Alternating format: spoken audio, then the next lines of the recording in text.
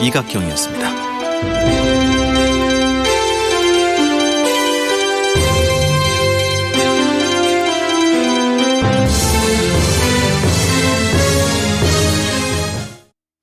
지금 시각은 7시 20분입니다. KBS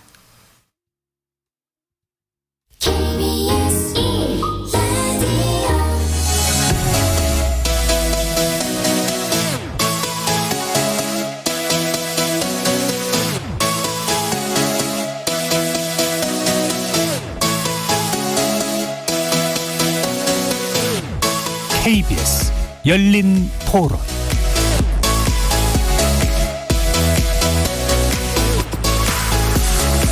안녕하십니까. KBS 열린 토론 정준희입니다. 재난지원금은 일단 세금을 통해서 나가는 거잖아요. 그러면은 세금을 적게 내는 사람이든 많이 내는 사람이든 모두에게 주는 게 맞다고 생각해요. 사실 이렇게 재난지원금이라는 게 가능하다는 것도 너무 신기했어요. 이게 그렇게 전 국민에게 줄 수가 있을 만큼의 예산이 있다는 것과 그걸 줄 수 있는 만큼의 행정력이 있다는 게 정말 놀라웠는데, 이만큼 이미 했으면 사실 또 취약계층에게 선별해서 지급하는 식으로 집중하는 게 또 필요하지 않을까. 공연하시는 분들, 음악하시는 분들이 정말 너무 어려워졌고, 보편적으로 지급해야 된다고 생각합니다. 차별적으로 그렇게 지급하게 되면 그거는 취지와 거리가 먼 어떤 사업이 되지 않을까, 그런 생각을 하고 있거든요. 취약계층만 주면 어떤 선이 생기는 거잖아요. 취약계층이 취약계층으로 묶어버리는 어떤 사회적 어떤 약속이 생기게 버리기 때문에, 그래서 보편적으로 다 지급해야 된다고 생각하고, 균등하게 지급해서 생활 안정성을 보장하면서 소비를 더 많이 하면서 어떤 이제 내수 활성화도 된다고 생각되거든요. 주는 것 자체가요, 한두 번이면 뭐 그럴 수 있다 쳐요. 소득 신고를 제대로 안 했는데 그거를 더 많이 받아갔어요. 그런 경우도 있잖아요. 뭐 예를 들어서 뭐 소득 신고에 안 잡히는 수입이 있었는데도 그럼 어떻게 잡아요? 못 잡잖아요. 거리에서 만나본 시민들의 목소리 어떻게 들으셨습니까? 5차 재난지원금 논의가 본격화되고 있습니다. 아주 구체적인 시기, 규모, 대상 등에 대해서는 아직 확정되지 않았지만, 일단 여당인 더불어민주당은 오는 임시국회에서 추경안을 처리해서 여름 휴가철에서 추석 사이에는 재난지원금을 지급하겠다는 입장입니다. 코로나19 집단 면역 달성 시점에 맞춰 전 국민 재난지원금을 지급해 경기 활성화에 나서겠다는 거죠. 하지만 국민의힘과 정의당 등 야당에서는 정부의 행정명령으로 영업피해를 본 소상공인들을 위한 손실보상 법안을 먼저 처리해야 한다고 주장하고 있습니다. 게다가 시기적으로 대선을 앞두고 있어서 대선용 선심성 현금 살포라는 비판도 있죠. 여기에 재난지원금 논의가 이뤄질 때마다 반복되어 온 보편지급, 선불지급을 둘러싼 논란 또한 재점화되고 있습니다. 오늘 KBS 열린 토론에서는 5차 재난지원금 지급이 제기된 배경은 무엇인지, 손실보상법안과의 상관관계, 아울러 재난지원금과 국가재정의 상관관계에 대해서도 다각도로 조명해보도록 하겠습니다. KBS 열린 토론은 여러분이 주인공입니다. 문자로 참여하실 분은 샵9730 누르시고 의견 남겨주십시오. 단문은 50원, 장문은 100원의 정보 이용료가 붙습니다. KBS 모바일 콩, 트위터 계정 KBS 오픈, 그리고 유튜브를 통해서도 무료로 참여하실 수 있습니다. 날카로운 의견과 뜨거운 참여 기다리겠습니다. KBS 열린 토론 지금부터 출발합니다. 살아있습니다. 토론이 살아있습니다. 살아있는 토론, KBS 열린 토론. 토론은 라디오가 진짜입니다. 진짜 토론, KBS 열린 토론.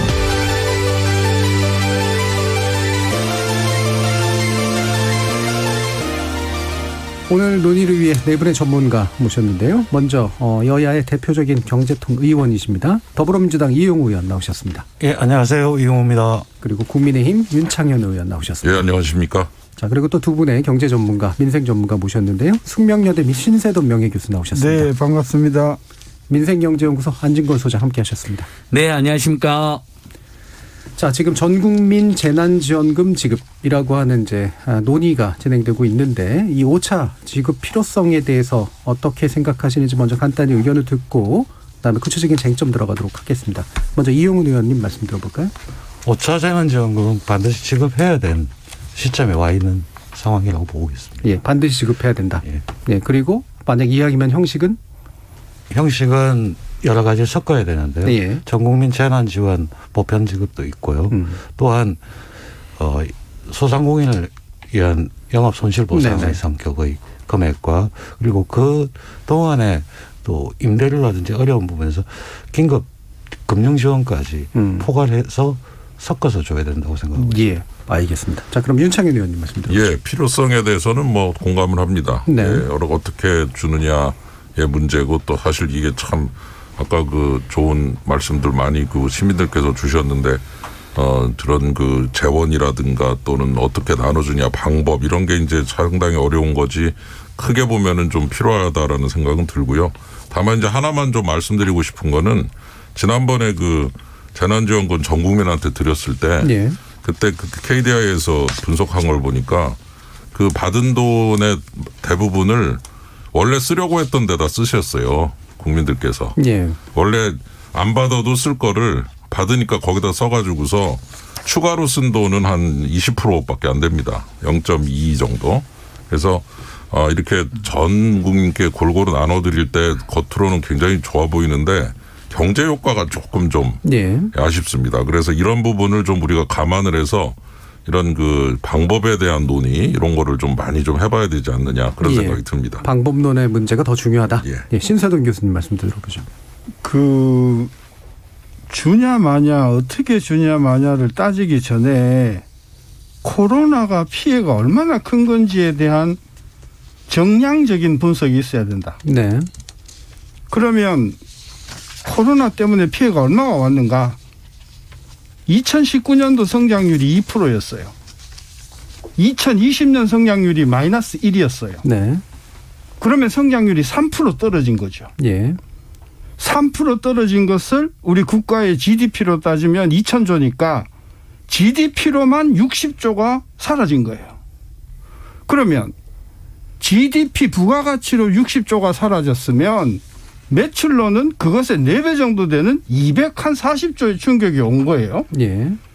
피해를 보전 안 해줄 수가 없는 거죠. 예. 반드시 해줘야 된다. 문제는 이 피해가 모든 국민에게 골고루 발생한 것이 아니고 몇몇 개 서비스 업종에 국한해서 아주 집중포화로 일어났단 말이죠. 네. 따라서 우리가 코로나 피해 지원을 가지고 재난지원금을 이야기한다고 하면 첫째 규모가 그렇다. 그리고 이것이 몇몇 개 업종에 국한돼서 일어났다. 이걸 전제로 우리가 공감대를 깔고 해야 이 문제를 풀면 전혀 어려울 것이 없는데 네네. 뭐 나중에 논의가 되겠지만 정부는 엉뚱한 곳에 사격을 너무 많이 한 거예요. 예. 따라서 알겠습니다. 여태껏 해왔던 방법대로 하는 것은 매우 문제가 있다. 피해가 일어난 곳에 피해가 일어난 만큼 네. 제대로 지급하면 된다라는 말씀이시고요. 안진걸 소장님. 예. 저는 이 그 5차 전국민 재난지원금 이 논쟁이 굉장히 반갑습니다. 예전에 지난 정권들에서는요. 무슨 4대강 죽이기나 뭐 불법 민간인 사찰 이런 걸로 우리 국민들이 논쟁하고 피곤하게 싸웠거든요. 근데 이건 정말 국민들의 삶에 꼭 필요한 정책을 보편이냐 물론 선별이냐 이것도 이 논쟁도 저는 건강한 논쟁이라고 보거든요. 예. 그래서 저는 결론적으로 이 논쟁은 자 1차는 작년에 14.3조로 전 국민에 줬더니 모든 국민이 좋아하셨습니다. 그리고 경제 활성화 효과가 확실히 증명됐습니다. 왜냐하면 아까 윤창 교수님이 KDI 이야기하셨는데 추가로 쓰여진 돈이 그렇다는 것이고 그 14.3조는 거의 99%가 실제 지역 경제 현장에 투입이 된 돈입니다. 예. 그러니까 원래 그게 없었으면 못 쓸 돈이었는데 국가가 지원해 주니까 경제가 살아나게 쓰여진 거고. 근데 이제 우리 국민들이 또 고민해 본 거죠. 다 준 다음에 피해가 더 많은 분들은 어떻게 할 거냐. 그래서 2차에서 4차는 선별로 또 줘본 겁니다. 예. 그다음에 이제 다섯째. 작년 1월 19일 날 처음으로 코로나가 발생한 다음에 벌써 1년 반 동안 우리 국민들 모두가 사실 여러 가지 고생했고 집집마다 마스크 비용도 상당히 많이 들어갔습니다. 손세정제 비용도 많이 들어갔고요. 그다음에 중소상공인 자영업자들 뿐만 아니라 여러 유무형의 직간접적 피해를 보신 분들이 골고루 있으니까 예. 이번엔 다시 한번 전 국민에게 줘보자라는 여론이 비등하고 있는 것이고 예. 다만 피해가 더 있는 분들도 있으니까 그분들은 추가로 선별해서 주자. 네. 이렇게 하면 보편적으로 모두에게 주는 거하고 피해가 더 있는 분들에게는 조금 더 선별해서 추가로 준하는 것이 합쳐지니까 보편성, 신속성 그다음에 형평성이 모두 맞는 대안이 충분히 있다. 예. 그래서 저는 그런 방향으로 우리가 지혜를 모을 때가 됐다고 생각합니다. 아까 그 제가 얘기한 거에 대해서 언급을 예. 하셨는데 좀 정확히 하셔야 돼요. 예. 그러니까 100만 원이 추가로 주어졌어요. 근데 그거 안 줬더라면 원래 쓸 돈 다 쓰려고 했는데 100만 원이 추가로 줬으니까 내가 왼쪽 주머니에 있는 소득을 안 쓰고 오른쪽으로 받은 돈으로 썼다는 얘기입니다.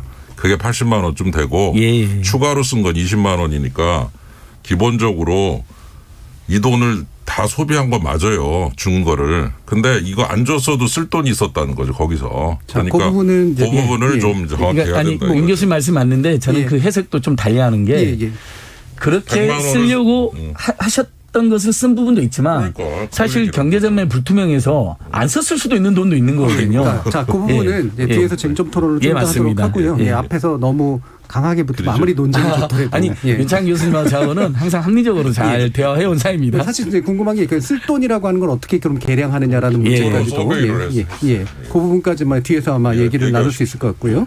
자, 일단은 이제 지금 여당에서는 그래서 전 국민 대상을 추진을 하고 있습니다. 이 부분이 이제 아까도 안 선장님도 말씀 주셨지만 보편, 그다음에 선별 이렇게 왔다 갔다 해보면서 이번에 보편이라고 하는 물론 섞어서 주겠다라는 말씀이신 하셨지만 보편이 다시 한번 필요한 이유는 뭐라고 판단하시는지 한번 얘기 들어볼게요. 지금 경제 상황이 사실은 아까 신 교수님이 말씀하셨듯이 작년에 마이너스 1%, 지금 뭐 수출이나 이런 쪽에서 물동량이 모자랄 정도로 상당히 좋은 건 또 사실입니다. 또한 비대면 업종에서는 좋아지고 있는 것도 사실인데 정말 어려운 소상공인부터 시작해서 취약계층이 너무나 지금 견디지 못할 정도에 와 있습니다. 그리고 또한 백신 접종으로 인해서 7월부터는 거리두기 완화부터 시작을 해서 경제생활이 좀 풀리는 상황입니다. 거기서 그동안 고생했던 분들, 취약을 보완해야 될 분들을 그리고 피해라고 하는 것 자체가 직접적으로 계량되지 않은 아주 여러 군데, 예를 들면 알바생이라든지 공연, 아까 나왔듯이 공연이라든지 예술 이런 부분은 거리두기 제한하고 관련 없이 경제생활이 안 됐던 쪽 이런 쪽까지 포괄을 해서 해줘야 된다는 거죠.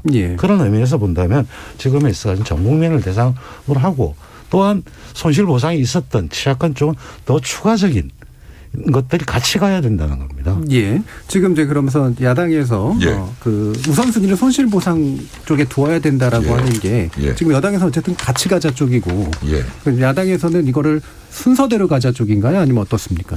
그러니까 아까 그 신세동 교수님께서도 좋은 말씀 주셨는데 이게 이 돈을 갖다가 이제 무한히 있으면은 다 나눠드리고 다 보상해드리고 하면 좋죠. 근데 그 과정에서 제일 힘들어진 부분, 그 다음에 돈을 들였을 때 그 돈이 돌게 만드는 그런 쪽. 돈이 없어서 못 쓰고 있는데 드리면 다 쓰거든요. 근데 돈이 있는 분들한테 드리면은 원래 쓸 돈을 안 쓰고 받은 돈으로 써버리기 때문에 추가 소비가 별로 안 늘어나요. 예를 들어 아까 말씀드린 통계 추가로 하나 더 한다면 서울시가 올해 4월 내지 5월 지급한 맞춤형 긴급생활비를 그거는 그 서베이를 해보니까 한계 소비 성향이 50%쯤 돼요. 왜 그러냐면 어려운 분한테 드렸어요. 돈이 좀 궁하신 분들. 그러니까 그렇게 아래쪽 힘드신 분들한테 돈이 없고 힘들고 어려운 분한테 드리면 그게 다 소비가 되는 거예요. 그러면 돈이 막 돌죠. 근데 전체에다 드리면은 있는 분한테도 가거든요. 그러면은 돈이 좀 있으신 분들은 받아서 기분 좋은 건 다 똑같겠지만 나중에 보면은 결국 자기가 쓰려고 했던 돈은 안 쓰고 결국 받은 돈 쓰니까 받은 돈이 소비된 건 맞는데 그러면 새로 추가로 소비가 얼마나 되느냐에 있어서는 효과가 약하다. 그러면 신 교수님께 아까 지적해 주신 대로 코로나로 인해서 제일 피해를 본 분들이 누구며 제일 돈이 없어지고 줄어드신 분들이 누구냐. 이 질문에 대한 답을 해본다면 역시 자영업이죠. 그래서 저는 이 가구주가 자영업자인 가구의 사업소득 오늘 발표된 걸 보니까 마이너스 20%입니다.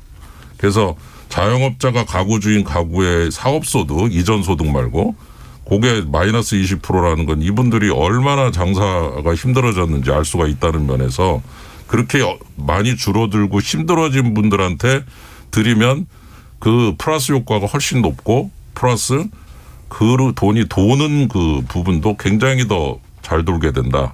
이렇게 좀 정리를 해볼 수가 있을 것 같아요. 그러니까 우리 윤창현 의원님 말씀은 정말 맞습니다. 최근에 몇 가지 조사 결과가 나왔기 때문에 저도 부연해 보면요. 실제 작년에 상위 20% 계층이라든지 40% 계층은 소비를 거의 늘리지 않았습니다. 재난지원금을 1차 때 받긴 했지만 뭐 2차, 3차, 2차에 4차는 안 받았지만 근데 하위소득 20% 계층은 소비를 많이 늘린 걸로 나옵니다. 재난지원금을 받자마자 소비를 다 한 거죠. 이제 흔히 말하는 부자는 소비 탄력성이 낮고 서민들 중산층은 소비 탄력이 높다는 게 다시 한번 입증이 된 건데 그랬더니 그들을 집중적으로 지원함으로써 내수를 활성화하자는 거. 최근에 조 바이든 미국 대통령도 중간층과 하위층을 집중적으로 도와서 내수 활성화하겠다 이렇게. 그것은 이제 저희가 그 효과를 모르는 게 아니고 그런데 불구하고 바로 그런 문제시 때문에 1차는 모든 국민이 줬지만 2차하고 4차는 2차, 3차, 4차는 전 국민에 계속 줘야 된다는 일부 여론이 상당히 있었음에도 불구하고 더 어려운 분들에게 더 두텁게 주자 해서 그렇게 또 3번을 한 겁니다. 예. 그걸 우리 온 국민이 또 지켜본 겁니다. 그리고 코로나 발생한 지까지만 1년 반이 된 겁니다. 이제 우리 국민들은 또 그래서 어떻게 종합적 평가를 하게 되냐면요. 자, 어려운 분들에게 더 두텁게 3번이나 줬다.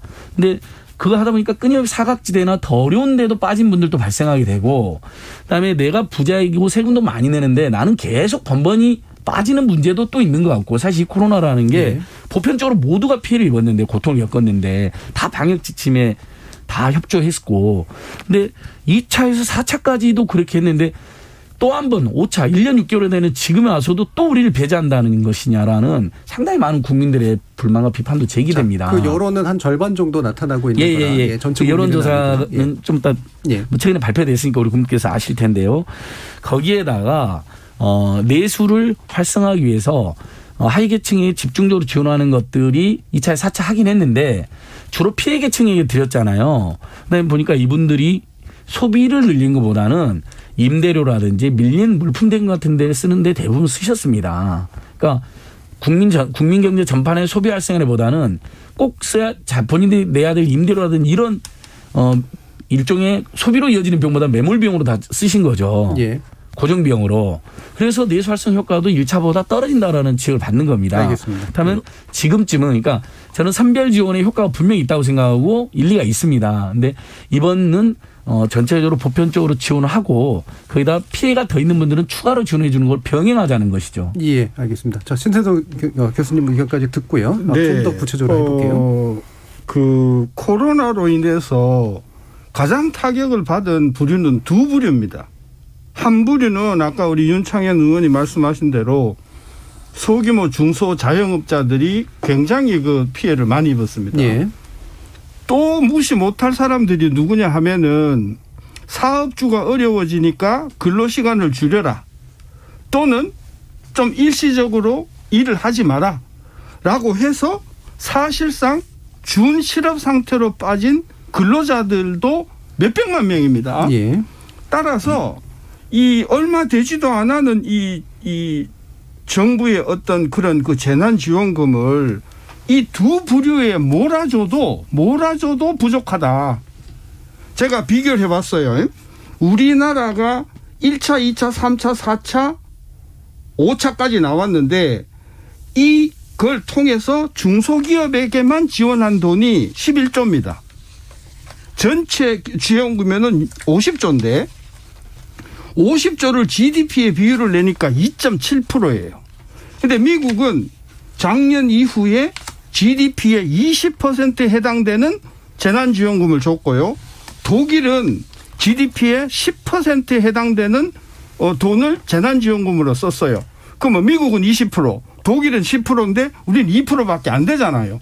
자꾸 선별 이야기 하지 마세요. 이 정부가 그동안 준 것만 가지고 피해를 입은 사람한테만 줘도 피해의 10분의 1도 보상이 못 되는 돈인데 이걸 또 쪼개가지고 전 국민, 작년에 우리가 2차 재난지원금에서 전 국민한테 준 게 14조 9천억 아닙니까? 그동안 나간 재난지원금의 거의 3분의 1에 해당되는 돈이 전 국민에 나갔어요. 예. 그 돈 때문에 중소기업 그리고 일자리를 잃은 사람한테 가야 할 돈이 상당히 빠졌기 때문에 주면 누가 싫어해요? 다 좋아하지. 예. 저 말은 정부가 그동안 베풀었던 재난지원금 총 작년에 50조가 턱없이 모자라는 것이고 그것마저 흩뿌려 주다 보기 때문에 현재 특히 자영업자나 고용의 피해를 입은 사람들한테 한번 물어보세요. 제가 오늘 이거 나오기 전에 어제 그제 자, 그 오늘 정도면은 충분히 네. 의견은 전달된 것 같은데요. 예, 말씀. 한 가지 말씀드릴게요.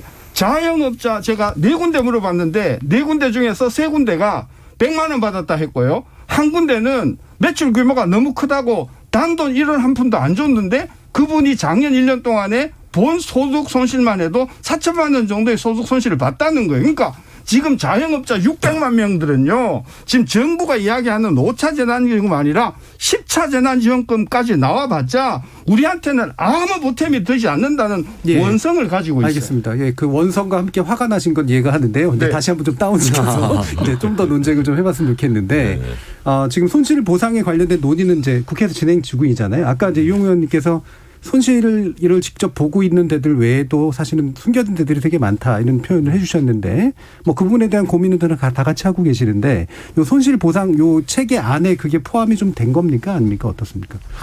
지금 이제 여당의 경우에 있어가지고 이 손실 보상을 해줘야 된다. 법에 의해서. 그러니까 헌법 23조 2항에 따라서 그 국민의 지자장권을 제한했을 땐 보상을 해줘야 됩니다. 근데 법률에서 해야 되는데 법이 현재 없는 상황이죠. 근데 그 다음에 이제 쟁점은 소급할 것이냐 말 것이냐의 문제였습니다. 예. 근데 그렇죠. 2차, 3차, 4차 재난지원금이 영업 손실 보상의 성격을 일정 정도 띄고 있었습니다. 매출이 감소했거나 이익이 감소했거나 띄고 있었거든요. 그러면 이 손실 보상을 소급해 줄 때 어디까지 보상해 줄 것이며 기존에 나갔던 돈하고 이거의 관계를 어떻게 설정할 것이냐.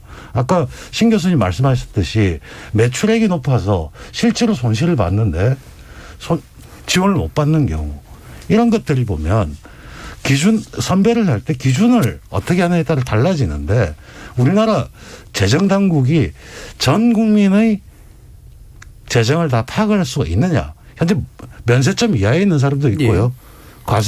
간이납세제도 있고 이런 상태이기 때문에 그거를 선별해서 맞춤형으로 주는 순간 형평성의 문제와 논란과 온갖 이야기가 다 나오게 돼 있고요. 예. 그다음에 이거 자체도 보면 올해 같은 경우에 종소세를 8월로 연기해놨거든요.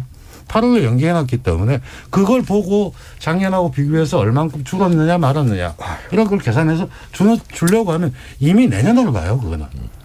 그러니까 이거에 있어서는 신속성이라는 게 굉장히 중요하고 예. 그렇기 때문에 그런 걸 감안해서 일정 부분 사각지대가 있기 때문에 보편을 깔고 그 이상의 또 더 손해를 본 부분에 대해서 등급을 나눠서 차별적으로 주고 이런 것들 패키지로 두텁게 빠르게 하는데 초점이 놓여져야 된다고 보는 겁니다. 예. 그러니까 지금 일단 논란의 이제 논쟁의 그럼 핵심은 이제 신세등 교수님하고 이제 이용우 의원님의 의견을 지금 이제 부딪혀 보면 손실에 대해서 턱없이 이제 보상해 주는 것 자체는 턱없이 부족한 건 맞다라고 판단할 수 있을 것 같고요. 다만 이제 그래서 그거를 그러니까 쪼개서 주지 말고 최소한 몰아서 주자라고 하는 의견과 그럼에도 불구하고 사실은 그 손실의 정확한 타겟들이 파악이 되지 않기 때문에 따라서 아쉽더라도 이걸 어느 정도는 늘려가지고 주는 게 필요하다. 그래야지 최대한 많은 부분을 포괄할 수 있다. 자, 이렇게 지금 얘기가 좀 갈리거든요. 자, 그러니까 저는 요것도 논점 중에 하나인데요. 예. 저는 신세동 교수님 말씀에 제가 100% 공감합니다. 그러니까 실제 피해가 아주 많은 계층들이 제대로 보상을 못 받았거나 아예 배제된 경우가 많습니다. 매출 기준 10억 기준하고 5인 이상 그 근로자 기준이면 노동자 기준이면 예. 2차, 3차 때는 배제돼 버렸습니다. 그래서 4차 때 그 부분을 포함시킨 것이거든요. 그러니까 실제 중소형 자영업자 만나보면 2차에 4차 다 받은 게 아니라 이런저런 이로 빠지신 분들이 굉장히 많습니다. 바로 이제 그것들에 대해서는 두 가지 대책이 필요한 거죠. 빠지지 않게 이번에 이제 2월 저번에 4차 재난지원금은요. 선별로 나왔을 때 2월 중순까지 피해에 대해서 보상이 됐습니다. 지금 2월 중순부터 오늘 이제 이번에 6월 중순이 되었잖아요. 이 4달에 대해서 피해 지원이 다시 나가거든요. 전국민 재난지원금하고 별개로요. 이때는 저는 배제되지 않고 다 지급이 돼야 된다고 봅니다. 피해를 본 분들이. 근데 중소상공인 말고도 또 피해 본 분들이 실제 저소득 노동자들과 예. 임금이 인하된 노동자들과 실업된 노동자들과 그다음에 프리랜서 문화예술인도 있습니다. 그러니까 이분들에 대해 피해를 더 줘야 되는 것은 분명히 맞습니다. 저는 이번에 2월 중순부터 6월 중순에 대한 피해 중금이 나갈 때 진짜 배제되지 않고 사기치 없이 그렇게 나가야 된다고 생각하는데 그건 그것대로 높이되 전 국민이 1년 반 동안 고생한 거에 대한 또 우리 모두가 방역에 협조하고 또 불필요하게 정말 생각지도 못한 마스크 비용이 들고 손소독제 비용이 들고 이런 부분에 대한 범금 있죠. 국민 모두가 고생한 거였으니까 한편으로는 피해가 큰 분들의 선별적으로 지원해 주는 것을 도택 지원하는 걸 병행하되 한편으로는 국민 모두가 피해 본 거에 대해서 고생한 거에 대해서 위로해 주고 응원해 주고 그들이 다 일제히 돈을 쓰게 함으로써 내수를 확 살리는 이 두 가지 트랙이 충돌하는 게 아니라는 거죠. 같이 갈 수 있다는 거죠. 예. 뭐 그 부분은 이제 계속 반복해서 강조해주고 계시는 제가 부분이니까. 한 말씀 예, 좀 드라면요. 예. 여기 리얼메타 2021년 6월 4일 전국 ARS 만 18세 이상 500명 대상 아주 따끈따끈한 조사인데요. 현재 논의 중인 재난지원금에 대한 인식조사인데 세 가지입니다. 전 국민 지급 찬성 38%밖에 안 됩니다. 그리고 취약층에 주로 해라 33.4%. 그리고 조금 의외긴 한데 지급 반대도 25.3%가 있습니다. 그래서 제가 이 결과를 보고서 참 놀란 거는 전 국민 지급이 저는 한 50% 넘을 줄 알았는데 38%밖에 안 돼요. 예, 여론조사보다 약간씩 다르게 나오긴 합니다. 다르게 나오는데 그리고 또 작년에 한 것 중에 보면은 작년에 그 인식조사 중에 하나 보면은 소득 하위 70%만 줘라 30% 빼고 그런 그에 대해서 전체 가구로 줘야 된다 37.1%예요. 그래서 참 두 개 그 여론조사를 보면서 느낀 게 참 거의 비슷한 숫자가 나온 건 전체 다 줘라가 38 정도. 작년이나 올해나. 예. 그래서 제가 이걸 보면서 의외로 또 이렇게 여러 가지 다른 생각을 하면서 이 부분에 대해서 좀 전 국민에 대해서 주는 것이 과반수가 안 된다는 부분 그리고 오히려 취약층에 대해서 주라든가 지급 반대 같은 여론도 꽤 있다라는 것도 잘 한번 감안을 해서 우리가 정책을 해야 된다 이런 생각이 듭니다. 여러 문제로 넘어가긴 했는데 이제 KSY 한국사여론연구소에서 조사한 부분은 또 이제 보편 지급을 찬성하는 게 49.4% 정도로 좀 나와서요. 이게 한 10% 정도 차이가 나는 경우들이 좀씩 나타납니다. 여론조사는 작년 올해 제가 다 살펴봤는데요. 50% 찬성한 여론조사는 꽤 많습니다. 그 보편 지급에 대해서는요. 그러니까 윤창현 의원님 말씀하신 여론조사도 실제 있어요. 맞습니다. 저도 의원님이 말씀하신 여론조사를 보면서 또 의외로 찬성이 낮은 걸 보면 우리 국민께서 나라의 재정 문제도 그다음에 더 어려운 분들을 더 많이 도와야 된다는 논리에 대해서도 상당히 공감하고 계세요. 그러니까 저는 그래서 아까 제가 이 논쟁이 갈등형 논쟁이라기보다는 굉장히 생산적 논쟁이라고 보는 겁니다. 여러 가지 나라 재정 그다음에 국가의 경제 그다음에 어려운 분들에 대한 충분한 고려까지 우리 국민들이 하면서 지금 토론하고 있는데 제가 이것만 간단하게 만약에 여론조사 문항에 저는 여론조사 문항에 이게 빠진 게 되게 아쉬운데요.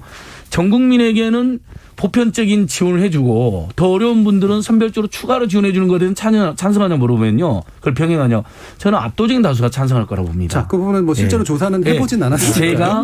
제가 만나본 여론은 그렇다는 뭐 것입니다. 충분히 그럴 수도 있을 것 같은데요. 일단 여론조사는 제가 볼 때는 중요한 건 여론이 적어도 어느 한쪽으로 압도적으로 나오진 않는다. 이 부분인 것 같고 따라서 여론을 가지고 자신의 정책의 정당성을 얘기하는 건 그렇게까지 높은 이제 그 지지를 받지는 못하는 것 같아요. 그래서 각각의 의견들에 대해서 어느 정도는 각각의 또 다른 생각의 차이가 나는 거니까요. 아까 이용우 의원님 말씀해 주신 것처럼 이제 그러면 손실보상의 범위를 명확하게 확정할 수 없는 부분들이 반드시 나타나기 때문에 그래서 병행해서 보편 지급을 아쉽더라도 그러니까 X가 작더라도 늘려야 된다. 이 부분에 대해서는 신세동 교수님 어떻게 생각하십니까? 왜 손실보상을 하는 거죠? 우리가 손실보상을 하는 이유가 뭐냐는 거예요. 그게 100이냐 20이냐 10이냐는 가치 판단의 차이죠. 전 그게 아닙니다. 네. 우리가 손실보상을 지금과 같이 5차 재난지원금을 통해 가지고 최대로 준 게 500만 원이고요. 대부분 90% 이상은 100만 원 받았어요. 100만 원을 주고서도 손실보상이라고 하는 것에 대해서 자영업자 지금 600만 명은 지금 격분하고 있습니다. 근데 그걸 제쳐놓고라도 정부가 이렇게 600만 명의 재난지원 그 자영업자와 그에 해당되는 가족까지 합하면 1000만 명이 넘는데 이분들을 이렇게 홀대를 하게 되면 코로나가 끝나고 나면 저는 최소한 100만 명 이상의 자영업자는 직장을 잃을 거라고 생각합니다.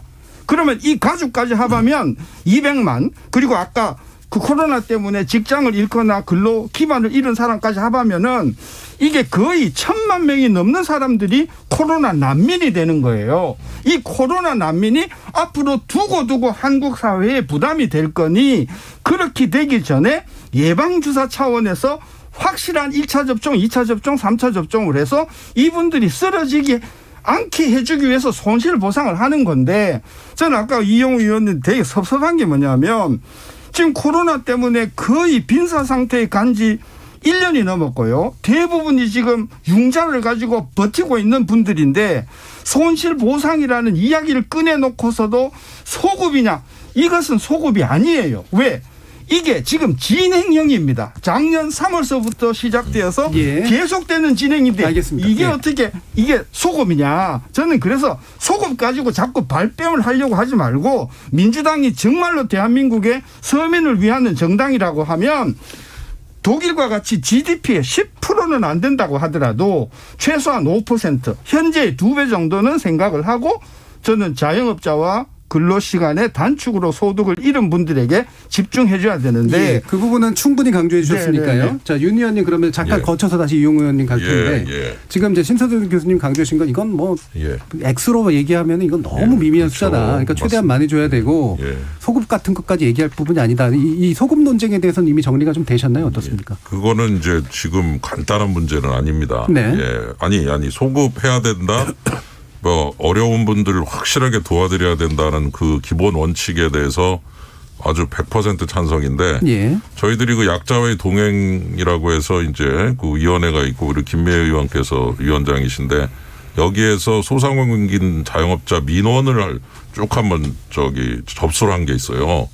근데 이 버팀목 자금 플러스 4차 지원금에 대해서 많은 분들이 그 사각지대에 대한 얘기를 하시면서 이 형평성에 대해서 굉장히 많은 지적을 하십니다. 우리 자영업자들께서. 예를 들어 뭐 19년 매출이 10억인데 조금 늘었다. 조금 줄었다. 그러면 지원금 받고 줄었다고 그래서 1억인 사람이 조금 늘었다. 못 받는다. 그럼 어떻게 늘었다 줄었다만 가지고 이거를 할 수가 있냐. 뭐 레벨 수준을 봐야지. 뭐 이런 거라든가 영업 제한 시점 전후로 비교를 해야지 영업 제한이 없었던 것까지 포함시켜야 되겠느냐.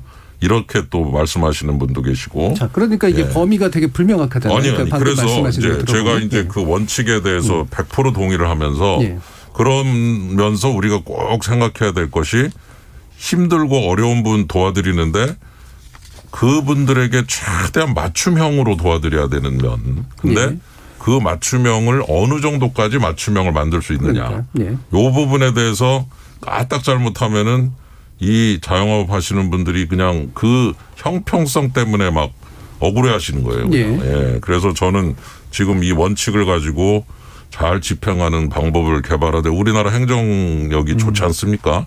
여러 가지 방법이 저는 있다고 봅니다. 뭐 하다못해 정말 최고로 너무 힘들다 그러면 업종별 혹은 뭐 지역별이라도 통계를 잡아가지고 이 통계 하나 제대로 못 만들었어요.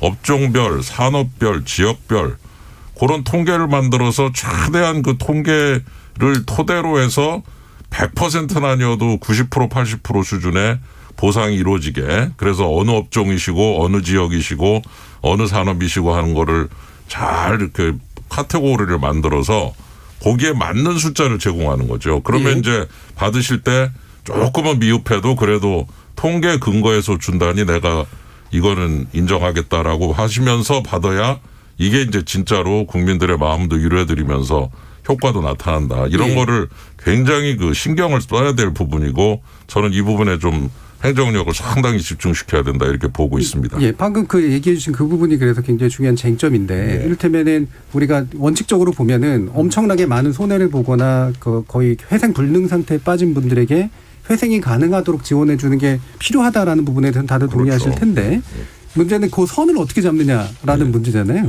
예를 들면 1,000만 원을 잃어버린 사람하고 100만 원 손해본 사람은 차이가 커 보이지만 1,000만 원과 600만 원이면 600만 원을 손해본 사람들은 회생 불능한 상태냐 아니냐 이런 것들의 판단들도 굉장히 좀 복잡해지고 주관적이 돼버리잖아요. 이종우 의원님 말씀 좀. 제가 바로 그 부분 때문에 이야기하는 겁니다. 행정이라고 하는 부분에서 기준을 하나 설정하는 것도 예. 그 기준 어떤 통계로 해서 어떤 그 뭐 영업이익으로 할 거냐, 매출이익으로 할 거냐, 뭘 하느냐에 따라 가지고 누락되는 부분이 생기게 돼 있습니다. 그건 바로 행정에 문제가 생기는 거거든요. 만약에 영업손실보상법이 있어서 자 지금 이걸 할 때 보상을 해줘야 된다면 그때부터 기준을 딱 이 기준으로 해서 보상을 한다. 그러면 계속 차곡차곡 쌓아나갈 수 있습니다. 근데 과거의 경우에서 과거에 이걸 기준으로 하겠다. 이런 게 정립되지 않은 상태 속에서 잠정적으로 이 변수를 쓸 수 있지 않을까. 통계적으로는 그렇게 쓸 수밖에 없거든요. 근데 사람들이 받아들이긴 그렇게 안 받아들인다는 거죠. 그거는 오히려 사회적 갈등만 유발시키고 형평성에 대한 갈등으로 해가지고 사회의 구성 자체를 무너뜨릴 수 있는 사안입니다. 그런 사안이. 예. 그렇기 때문에 지금에서 제도가 없는 상태 속에서 과거에 이렇다고 했을 때 최대한 해줘야죠. 최대한 해주는데 그것도 행정력이 할 수 있는 부분이 있고요. 행정이 다 파악을 못하는 부분이 있는 겁니다. 예. 그 집행 가능성과 신속성이라고 하는 걸 염두에 두지 않은 채 야당은 쉽습니다. 그렇게 주장하면 됩니다. 실제 실행을 하려고 해보면 현장에서 그건 말이 안 되는 소리입니다. 자, 1부 마치기 전에 1분씩만 네. 심 교수님하고 저는 안 소장님 죄송합니다. 말씀드릴게요. 저는 핑계예요. 보세요. 독일은요 매출액 기준 전년도 매출액 기준 감소분의 75%. 프랑스는 전년 매출액의 손실분의 100%. 영국도 일본은 아니고 미국도 매출. 모든 나라가 지금 매출 기준으로 하고 있습니다. 해왔습니다. 우리 정부는 집권 여당은 지금 사태가 1년 반이나 지나갔는데도 아직도 매출이냐 영업이냐 이익이냐 언제까지 이러고. 저는 여당은 이거를 지원할 생각이 전혀 없는 것이다. 만약에 있다고 하면 2주 내로 빨리 이 부분에 대해서 논란하지 말고 빨리 해야 되는데 매출 가장 정확하고 가장 데이터가 저는 충분하다고 봐서 길게 따지지 마라. 네, 안 소장님. 예. 그러니까 사실은 영업 금지와 영업 제한 업종에 대해서 손실보상 제도가 있었다면 이런 논란도 없었을 겁니다. 근데 우리가 지금 손실보상 제도가 없다 보니까 소급적 논란까지 있는데 저도 원칙적으로는 무조건 소급 적용해야 되는 겁니다. 분명히 방역에 협조하다가 영업 금지나 영업 제한을 당하신 거거든요. 네. 근데 여기서 약간 문제가 영업 금지나 영업 제한이 없는데 매출이 감소한 업종은 또 손실보상 제도에서 빠지게 된다는 겁니다. 왜냐하면 방역에 강제로 조치가 발동이 안 됐기 때문입니다. 10개 피업종도 마찬가지입니다. 영업계라든지 이런 분들도요.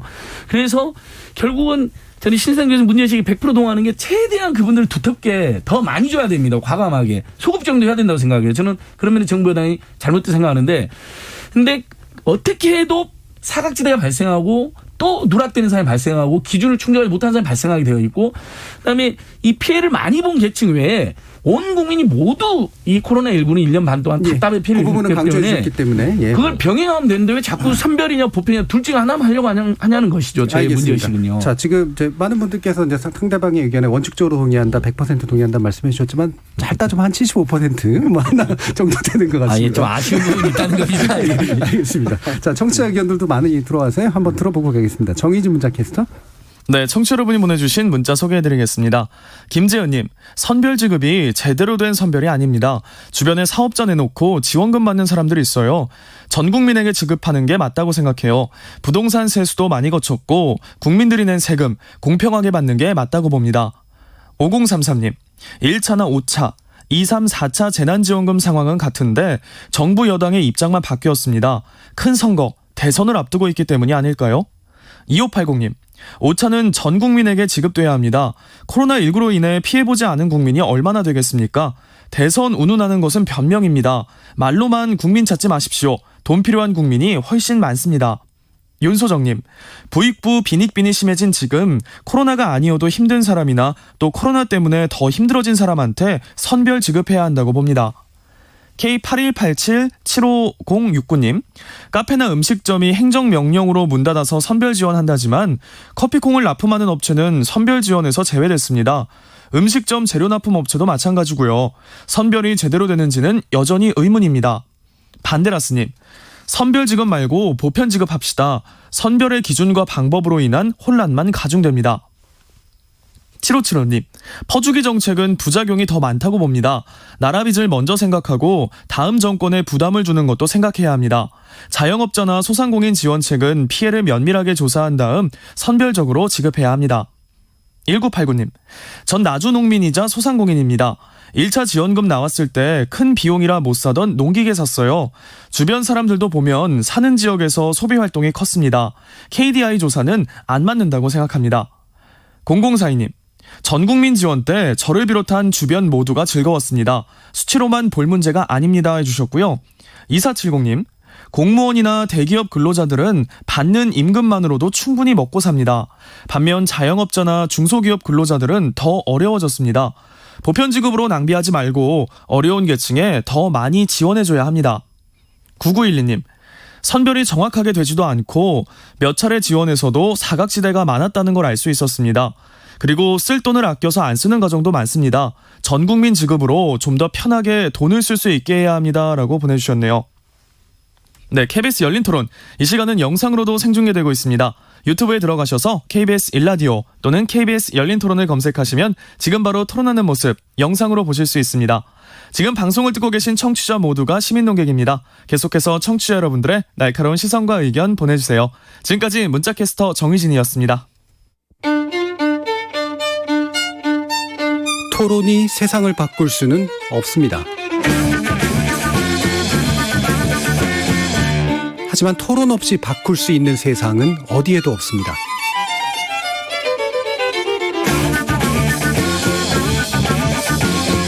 세상의 선한 변화를 갈망하는 당신.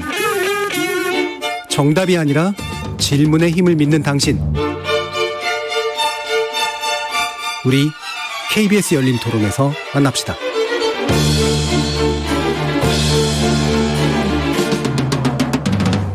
KBS 열린 토론, 숙명여대 신세든 명예교수, 민생경제연구소 안진걸 소장, 더불어민주당 이용우 의원, 그리고 국민의힘 윤창현 의원, 이렇게 네 분의 전문가와 함께 재난지원금 관련된 논의를 진행하고 있는데요. 사실 불충분합니다만 언제나 시간이. 그래도 이제 다른 주제들이 좀 논의할 필요가 있어서 일단 시기하고 재원의 문제를 가지고 2부에서 좀 논의를 해봤으면 좋겠는데요.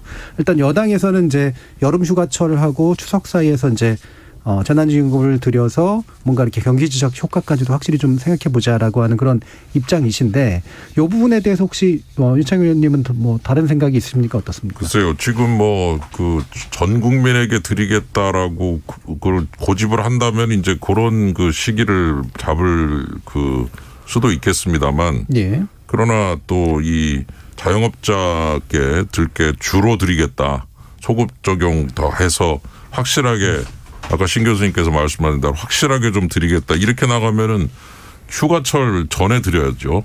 빨리 드릴수록 좋죠. 예, 왜냐하면 지금 하루가 좀 급하고 힘드니까. 예. 그래서 저는 지금 말씀하신 내용이 사실은 그 시기라고 하는 것도 방법과 연계가 돼 있고, 예.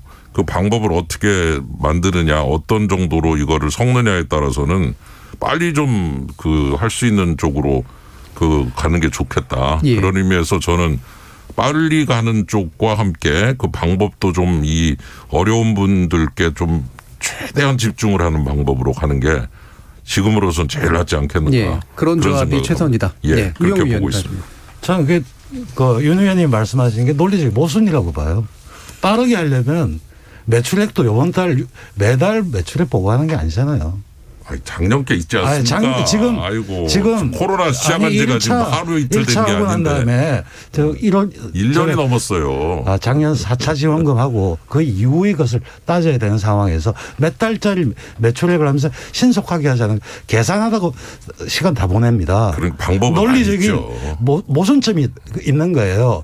말은 신속하게 하자고 하면서 실제로는 신속하게 할 수 없는 방법을 이야기하는 겁니다. 제가 한번 얘기해 드릴까요? 아까도 잠깐 얘기했지만 최대한 한 분 한 분을 다 반영을 못 하겠으면 국세청 통계 다 갖다 놓고 업종별, 규모별, 지역별 쫙 한번 돌려서 숫자를 다 다 카테고라이즈 해가지고 숫자를 만들면은 지금처럼 100만 원, 200만 원 이렇게 드리는 것보다는 훨씬 더 그거 계산하다가 몇 달 계산이 갑니다. 아니라니까요. 요즘 다 통계를 그냥 나가 서베이를 하고 나온 통계만 분석만 하면 돼요. 예를 그렇게 오래 들면 안 국세청 걸려요. 통계는 소득세 신고가 완료된 통계를 그렇죠. 기준으로 해야 되면 그런 것도 예. 다 나와 있는 걸 현재 가지고 2020년 걸 다 구할 수 있는 건가? 지역별, 지역별. 그다음에 지금 저 종합소득세가 완료가 됐거든요. 예. 신고가 그 지역별, 규모별, 업종별로만 해도 벌써 숫자가 쫙 나온단 말이에요. 점수가 예. 제일 힘든 쪽 점수. 아니 이미 예를 들어 뭐 종합소득세가 음식업 쪽인데 규모가 중간이고 그다음에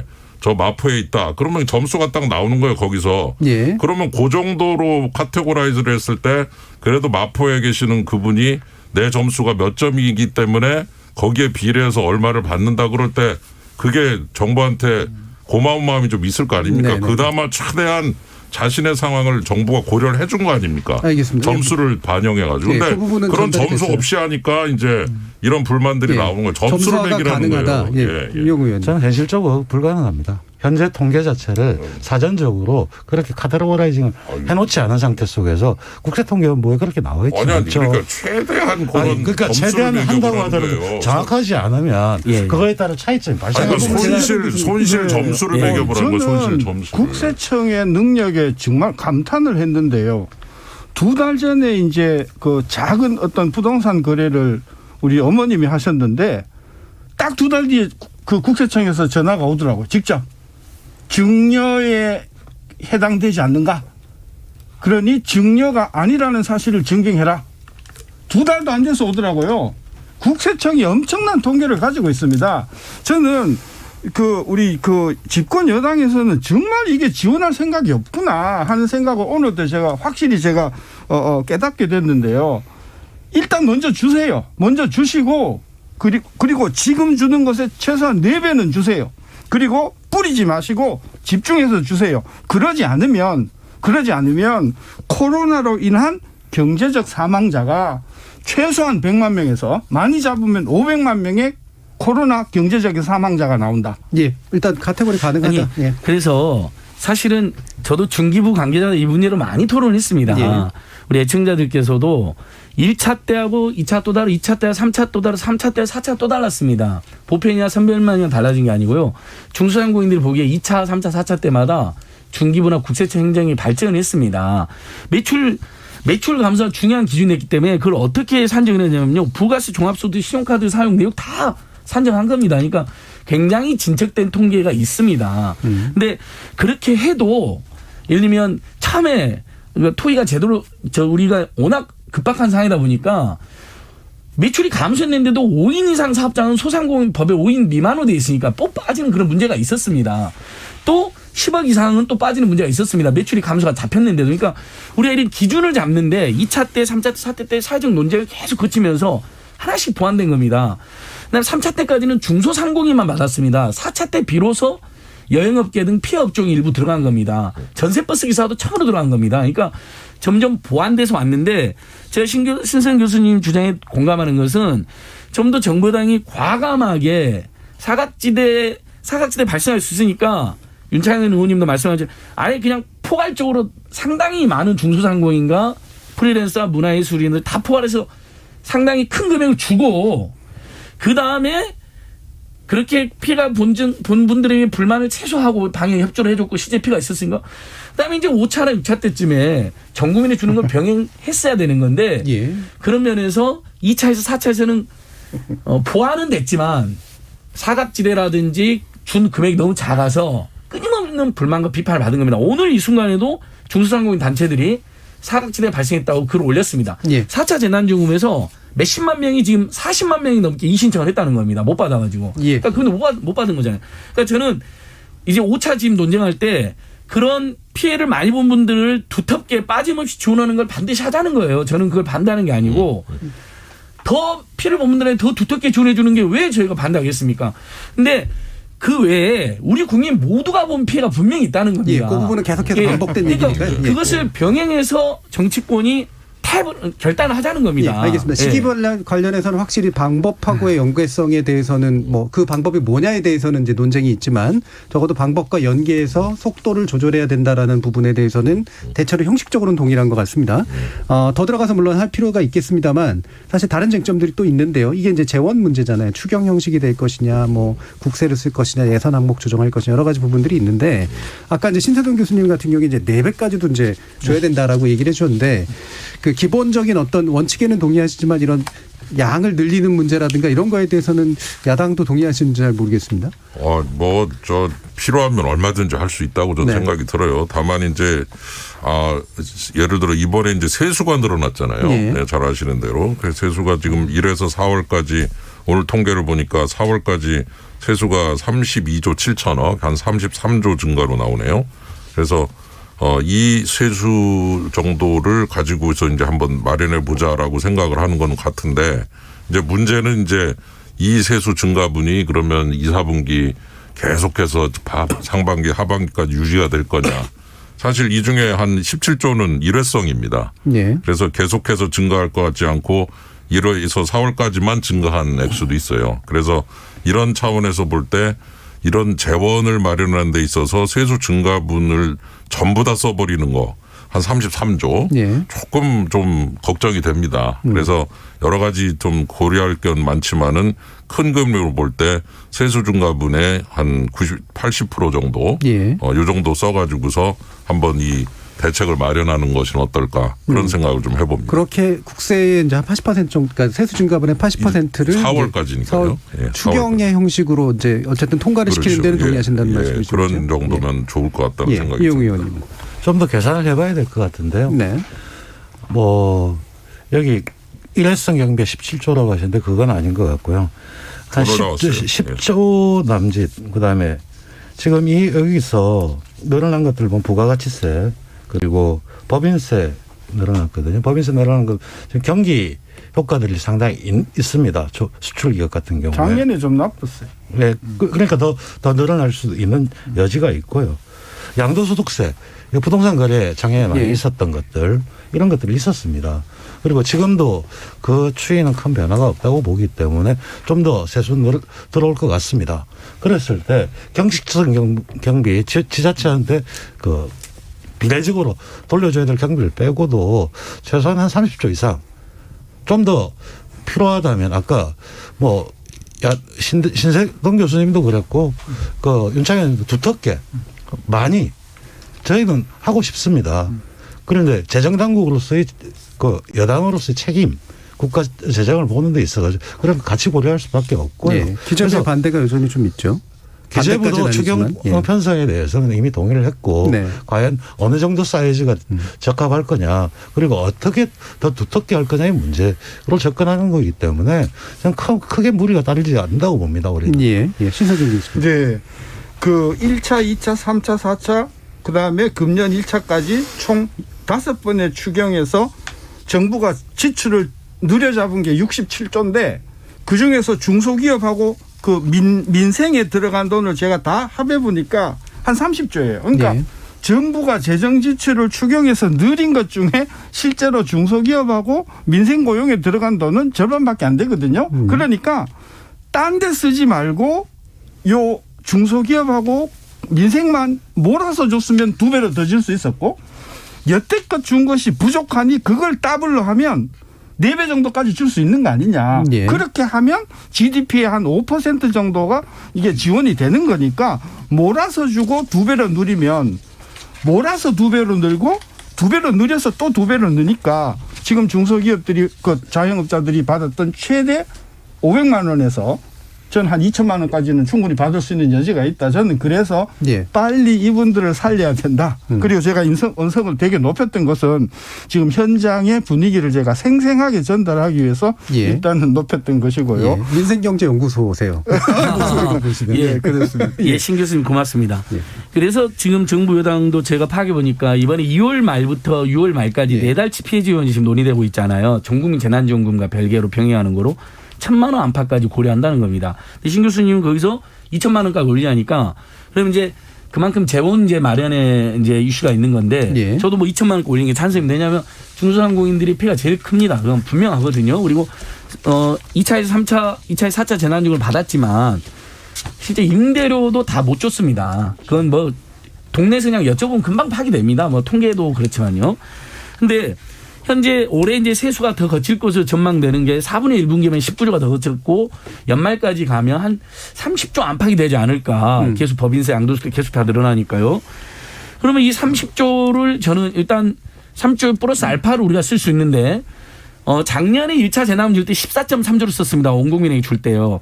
근데 지금 그때는 가구당 줬거든요. 1인 가구 40, 2인 가구 60, 3인 가구 80, 4인 가구 100을 줬는데 지금 정치권이라든지 많은 전문가들이 이번에는 국민 개개인당 줘야 된다라고 주장을 합니다. 왜냐하면 세대주가 받아가지고 제대로 배분이 안 됐거나 예. 국민들이 혜택을 제대로 못 받다는 문제 제기도 있어서요. 그러면 만약 1인당 40으로 하면 4인 가구 기준으로 하면 4명이 받으면 160만 원이니까 14.3조보다 늘어나야 됩니다.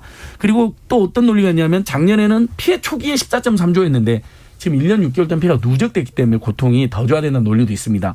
그러면 14.3조에 비해서 플러스 알파로 그걸 감안하면 20조 안팎까지 올라갈 겁니다. 보편적 지원하면요. 저는 그 다음에 추가로 거친 세수에다 플러스 알파로 해서 손실 보상에 대해 소급 적용하면 좋겠지만 그게 만약에 정부 여당에서 도저히 이제 합의가 안 된다면 지금 2월 중순에서 6월 중순까지 피해 부분은 신세동 교수님 말씀처럼 과감하게 1,000만 원, 2,000만 원을 아주 폭넓게 책정해가지고 선별 그 피해를 많이 본 분들과 그 지역의 저소득층들에게는 지방 정부가 추가 지원해주고 피해를 많이 본 분들은 손실보상 소급 정도 안 됐는데 2월 중순부터 6월 중순까지 피해 지원은 정말 획기적으로 주고 그다음에 우리 국민 모두는 아까 말씀드린 14.3조 플러스 알파로 해서 1인당 40 정도로 해서 4인 가구면 160만 원 정도로 책정을 하면 제가 뭐 재정 전문가는 아니지만 30조 안팎 플러스 알파로 될 때 추가 세수 플러스 알파 국채를 일부 더 발행한다 했을 때 충분히 국민 모두도 만족시키면서 경제도 내수도 확 활성화시키는 게 가능하다고 저도 보고 있습니다. 15조 정도는 이제 전 국민으로 가고 나머지 한 15조 정도를 해서 전체 30조 규모로 해서 15조보다 조금 정문이 더 많아지면 되냐면 1인당 40만 원 주면 4인 가구로 치면 160만 원 늘어나기 때문에 그게 아마 20조 가까이 될 겁니다. 그렇게 되면요. 네. 약간 저는 이제 원래부터 선별이냐 보편이냐 이런 것보다도 신속하고 빠른 방법. 근데 작년에도 논의 한번 됐었는데요. 개인별로 주고 그 요번에 주는 지원금은 과세소득을 해버리면 됩니다. 과세소득을 하면 연발 정산할 때 세율에 따라서 세금을 하나도 안 내는 사람의 경우에는 다 가져가는 거고요. 그다음에 세율을 뭐 20% 30% 정산에 따라서 일정 정도 해서 선별의 효과도 있으면서 신속하게 국민들이 이걸 받아들일 때 딱 떨어지는 계산들 이렇게 하는 방법들도 강구해 볼 필요가 있고요. 그리고 가장 간단하게 주면서 그다음에 보편적으로 인별로 주고 그거에 덧붙여서 손실 보상을 해야 될 줄 계층을 나누고 뭐 아까 윤창 의원님 말씀하셨듯이 그게 다 정확할 수는 없지만 그룹핑은 할 수는 있을 겁니다. 근데 그 그룹핑이 다 정확하면 마찰이 없을 텐데 근데 그런 방식을 써서 최대한 두텁게 하고 그다음에 예산의 경우도 지금 세수 늘어오는 게 있고 실제로 계산해서 더 많으면 적자 재정할 수도 있는 겁니다. 채권 발행할 수도 있는 거고요. 위기에는 위기로 대응을 해야 되는 겁니다. 그 코로나의 이제 끝이 조금 보이잖아요. 근데 지금 이 자영업 하시는 분들이 가장 문제가 빚입니다. 그리고 빚이 많으시기 때문에 어떻게든 이제 이 코로나 끝날 때까지 버틸 수 있게 해드리는 게 굉장히 중요한 게 지금 닫으면 이제 다시 열기가 어렵거든요. 그러니까 그러면은 지금 닫으면은 빚을 또 이걸 갚을 방법이 없어요. 그러니까 어떻게든 살아가지고 문을 열고 있다가 코로나 끝나서 매출이 쫙 올라가면은 이제 끝이 좀 보이니까 저도 백신 다음 주에 맞는데요. 이제는 많이 이제 올라가니까 그렇게 해서 이 살아 계시고 문을 열고 있으면 이제 빚 문제도 해결을 할 수 있는 능력도 생기고 앞으로 또 매출이 막 올라가면 이제 그 혜택을 보실 수가 있는데 지금 버티다가 지금 잘못되면 이제 정말 이거는 돌이킬 수가 없는 거죠. 그래서 저는 지금 이런 그 재난지원금을 왜 선별적으로 가야 되느냐는 가장 그분들이 버티셔야 될 분들이고 또 하나는 금융지원도 좀 필요하다고 봅니다. 보증 재원 같은 걸 좀 만들어 네, 가지고요. 그런 얘기 많이 하시더라고요. 이런 분들이 저기 다 잘못되질 않거든요. 일부가 잘못되시는데 누가 잘못될지 모르니까 보증 재원 만들어서 코로나 때 애매하게 빚 연장이 안 되거나 그랬을 때 보증을 집어넣어 가지고 연장이 되게 만드는 거죠. 그렇게 해가지고서 이 빚을 갚을 수 있는 기회와 매출의 증가를 혜택을 누릴 수 있는 기회를 어떻게든 더 누릴 수 있게 이렇게 하는 그 두 가지 소득과 금융, 예. 이 보증 이런 것들이 패키지로 지원이 돼야 되고 이제 하반기부터 좀 나아지면 이제 이분들은 얼마든지 버티실 수 있다. 좀 그런 면에서 지금 이제 막판에 좀 화끈한 지원 이게 좀 필요하다고 생각이 듭니다. 근데 제 약간 그러니까 저기 윤창인 의원님하고 신세영 교수님 이제 중소상공인 선별 지원 직접 지원 굉장히 강조 많이 해주잖아요.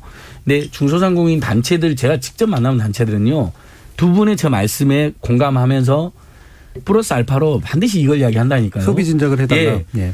그럼 중소상공인이 바라는 게 가장 뭐냐 대출이냐 아닙니다. 대출 지원 필요해요. 만기 연장 해줘야 돼요. 지금 금융권이 굉장히 만기 연장도 안 해주려고 난색 폈을 때 중소상공인들 굉장히 열받았어요. 코로나19 때문에 다 힘든데 이자 수익으로 작년 40조나 걷었으면서 이자 오히려 최근에 올리고 있다고 그러면서 분나고 있거든요. 그러니까 윤창현 교수님 말씀하신 것처럼 금융기관이 고통분담에 동참해서 중소상공인이나 자영업자들 이자라도 좀 내려주고 만기 연장해주고 보증도 더 해주고 이건 꼭 필요한데 더 근본적인 것은 매출만 증대된다면 얼마든지 우리가 숨통이 튄다는 거거든요. 지금 이 돈 맥경아 돈에 맥이 막혀 있는 특효한 매출 증대인데 그러면 우리가 겪은 피해에 대해서 손실보상 소급 적용이든 아니면 손실보상 소급 적용에 준하는 정부가 말하는 충분한 피해 보상이든 최근 4달간에 거기다가 반드시 전국민 재난지원금을 병행해서 매출 증대를 획기적으로 늘려달라는 겁니다. 예. 그러면 그러니까 중소상공인 단체가 직접 기자회견하는 현장에 제가 갔다 왔기 때문에 수십 개 단체 모여서 선별 지원과 보편 지원을 병행해달라는 거예요. 그다음에 임대료 제발 임대료 이렇게 힘든데 임대료 꼬박꼬박 100% 다 받는 건 부도덕하지 않느냐. 캐나다처럼 임대인도 25% 손해보고 임차인도 25% 내고 정부가 50% 내는 이런 방식까지 이제 요구를 하고 있는 것이거든요. 중소자영업단체에서 그런 주장을 해 주신다라는 부분은 저희 안 소장님 나오실 때마다 굉장히 강조를 해 주셨기 때문에. 아니 제가 기자회견에 이렇게 따라다니까 그분들의 주장의 요지가 그겁니다. 결국은 병행해달라는 거예요. 선별지원과 보편지원을. 다시 이제 신 교수님께 그러면 이거 일종의 이제 승소업과하고 연결된데 그래서 보편지원금의 어쨌든 그래도 효과가 이렇게 중소상공인에게 매출 증대로 이어지는 부분이 있기 때문에 그 부분에 대한 요구가 높다라는 이제 이 부분에 대해서 어떻게 생각하십니까? 그 매출은 다음 문제예요.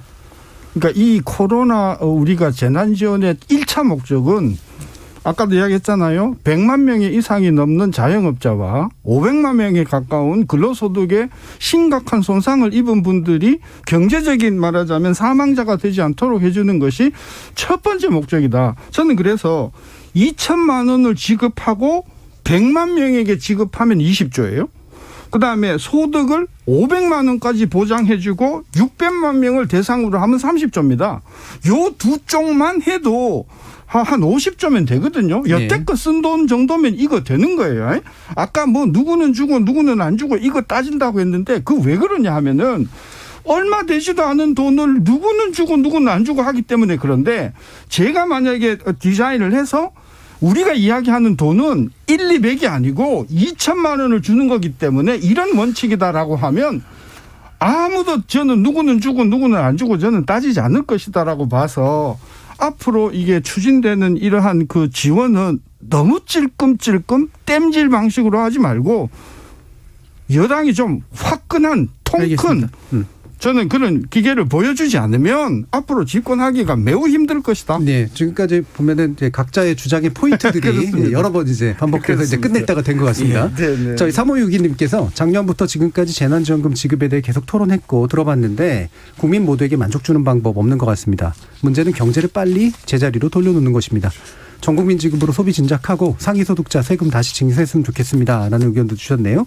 자, 뭐 이 의견만 있었던 건 물론 아니깁니다만. 자, 이제 마무리 발언 하실 시간인데 한 1분 정도 선에서 혹시라도 좀 부족하거나 강조를 더 하고 싶으신 부분이 있으시면 들어보도록 하겠습니다. 이번에는 역순으로 아까 했던 거에 역순으로 가볼까요? 예. 안 소장님. 예. 저는 그러니까 다시 한 말씀, 저는 지금 그 우리 유튜브로 보시는 애청자들도 굉장히 많으시거든요. 직접 막 저도 댓글도 달면서 지금 토론에 참여했는데요. 아니 그럼 멀티를 정말 청취자님들, 유튜브 애청자님들 고맙습니다. 토론은 그 자체로 아름다운데 예를 들면 굉장히 그 어떤 파괴적인 국민의 삶을 파괴하고 민주주의 후퇴시키는 거에 대해서 막 맞서는 토론은 솔직히 피곤해. 저도 그런 네. 토론할 때 피곤해. 근데 저는 오늘 윤창 교수님, 신생 교수님하고 그다음에 이용우 의원님하고도 제가 견해가 다른 분이 있었는데 예. 저는 이런 토론하면 행복합니다. 왜냐하면 국민의 삶을 어떻게 더 이 위기 상황에서 어떻게 더 우리가 알뜰 살피고 보호할 것이냐에 대한 마음은 같은데 방안에 대한 차이잖아요. 예. 근데 그럼에도 불구하고 다시 한번 강조드리면 지금으로서는 피해를 많이 본 분들에게 두텁게 줘야 된다는 논리도 매우 설득력이 있기 때문에 그 피해 업종과 그다음에 각 지방 정부가 취약계층까지를 합쳐가지고 추가로 지원해주고 병행해서 지원해주는 걸 반드시 해야 된다라는 전제하에 지금 우리 국민들 모두가 1년 반 동안 크고 작은 피해를 다 겪었습니다.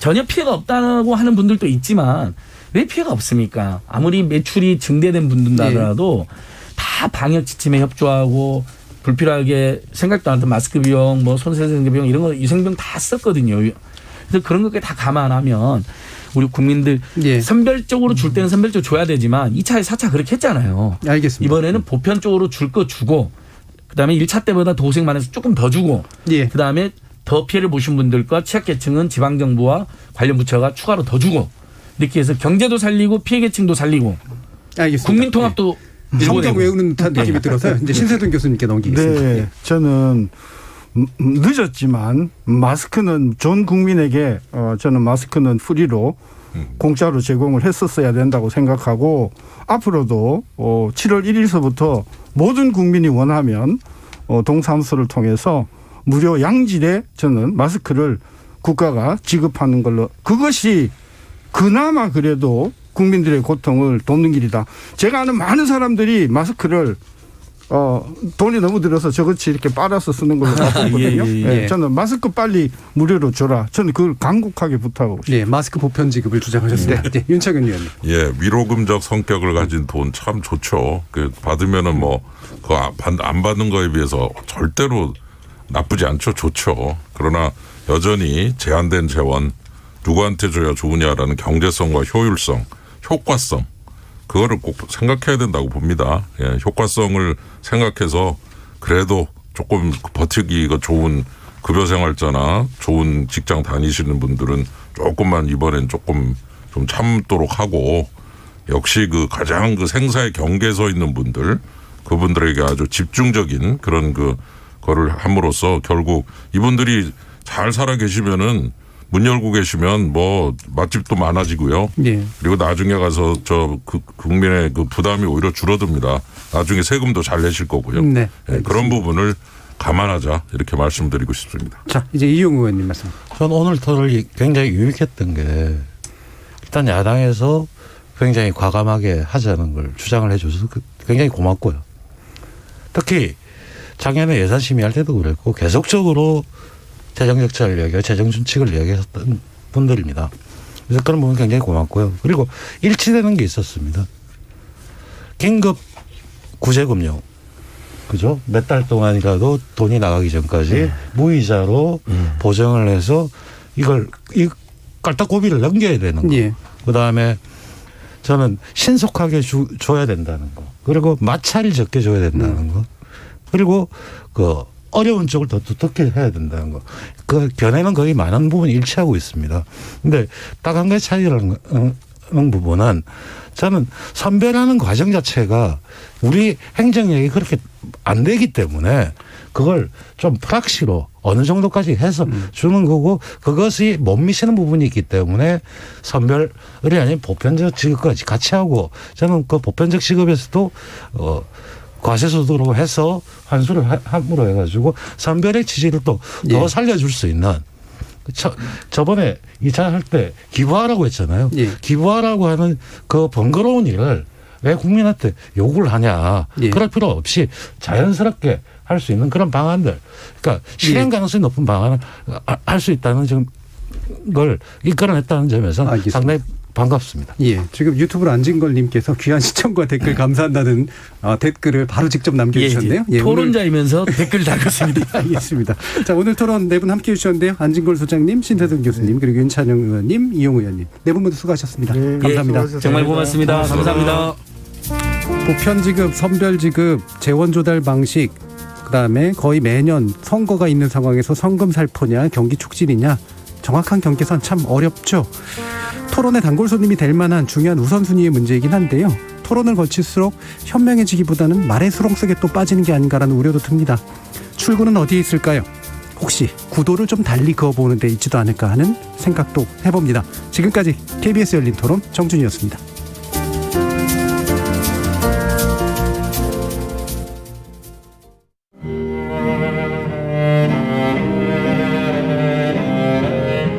안녕하세요. 소프라노 조수미입니다. 올해로 제가 세계 무대 데뷔 35주년을 맞았습니다.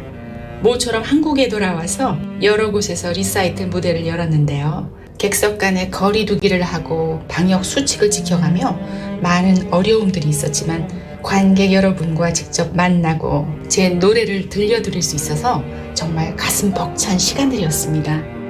우리는 저 끝에서 희미한 빛